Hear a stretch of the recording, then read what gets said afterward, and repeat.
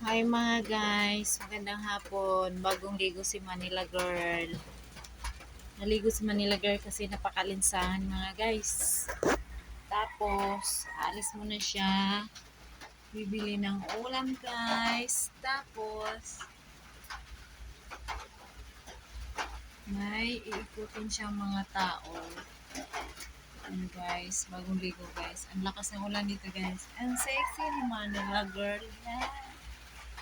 Guys.